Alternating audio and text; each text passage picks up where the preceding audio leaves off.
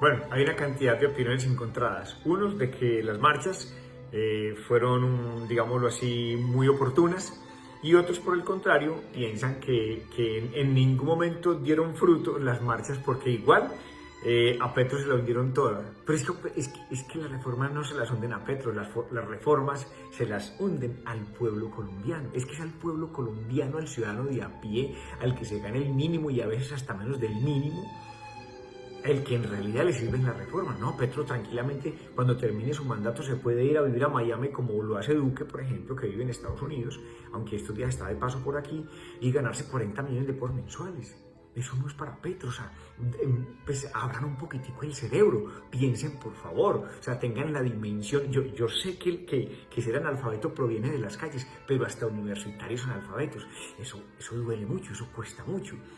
¿Qué hacen las universidades entonces? Pero bueno, entonces supuestamente, no obstante haber marchado ayer, le hundieron la reforma a Petro. Vuelvo y les insisto, las reformas no son para Petro, son para los jóvenes y para los futuros estudiantes que terminarán sus universidades o tal vez el SENA, y les van a pagar el mínimo, es más, menos del mínimo, porque la pauperización contractual en Colombia es una realidad. Eso es lo que pretende, por el contrario, la reforma, que se les reconozcan derechos a los trabajadores, a este que barre las calles, pero también al que trabaja en un supermercado. O sea, por favor, o sea, hay que entender la intención del presidente, y por eso fue por lo que votó el pueblo colombiano, por las reformas. Entonces, que la sonda no es en favor de nadie, es prácticamente para el país.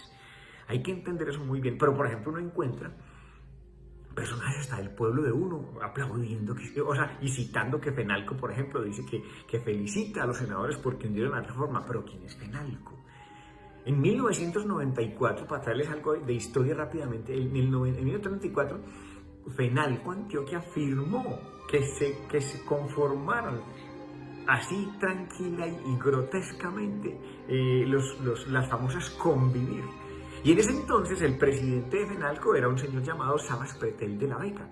Ese señor que obviamente hoy está en la cárcel, que después fue ministro del presidente innombrable en el 2002, fue ministro y sobornó muchos senadores, entre esos a Gilis, para que no fuera y el quórum se rompiera y la reforma a la Constitución de la República, y por tanto este se pudiera reelegir, pues pasó.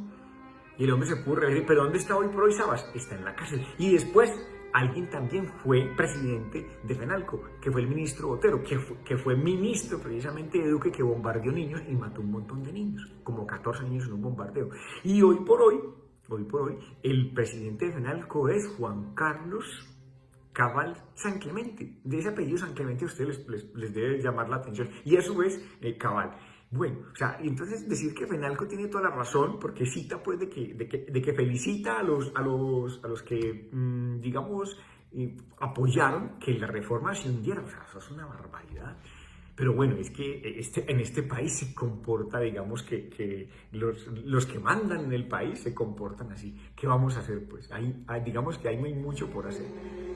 Pero lo más importante es que el ciudadano colombiano ayer salió a marchar, salió a decir: a nosotros votamos por este proyecto, y este proyecto es el que hoy por hoy decide cómo se debe de garantizar la seguridad en el trabajo a una persona que en Colombia prácticamente se gana el mínimo. Y es lo que ayer también, y la consulta se hará igualmente para los beneficios y la reforma a la salud.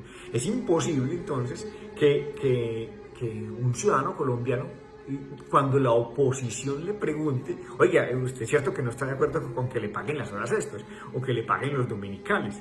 O que por el contrario la jornada nocturna en realidad empiece a las 7 de la noche como pretende la reforma, aunque anteriormente era a las 6 de la tarde. Hoy por hoy es a las 10 de la noche, se pretende que sea a las 6. Pero es que las leyes de este país que formuló una persona, es que no les puedo quitar el tiempo mucho, que formuló una persona, esas leyes lo que se dedicaron fue a, por el contrario, pauperizar el trabajador colombiano. La ley, por ejemplo, 797 del 2003, la ley 789 del 2002, son leyes que casi por poco acaban con la calidad de vida y la dignidad de los trabajadores en Colombia.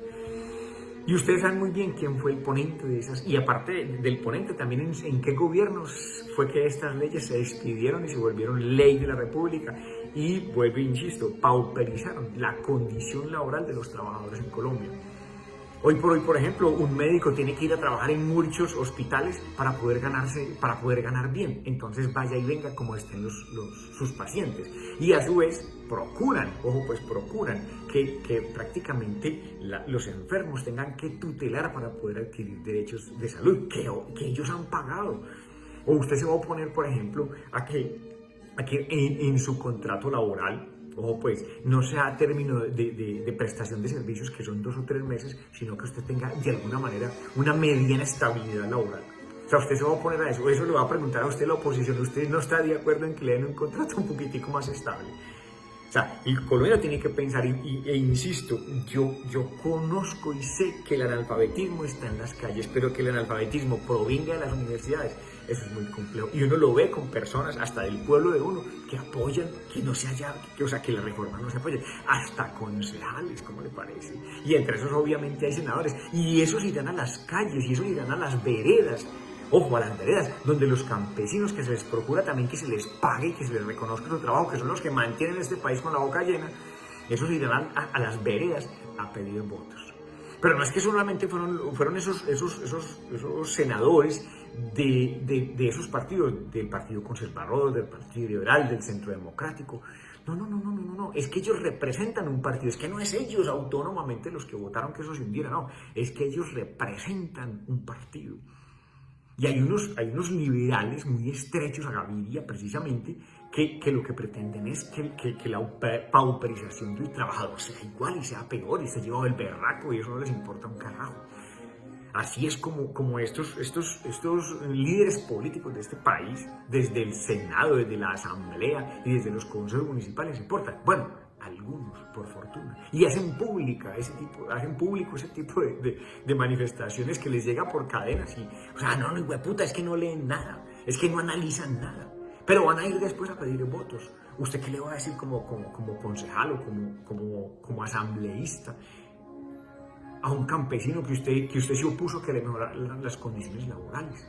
O por lo menos que el patrón que lo ha explotado toda la vida le pague un poquitico más, o que le va a decir usted a los estudiantes. Y hay algunos que son universitarios, como vuelvo y repito, imposible que los analfabetas no solamente provinieran de las calles, sino que también, aparte de eso, estén en consejos, asambleas y senado, y también salgan de las universidades. Eso duele mucho, pero en fin, en Colombia estamos. Espero que estén bien informados para que tomen buenas decisiones, porque se viene una consulta muy interesante y que hay que apoyar a capa y espada. Palabra que sí.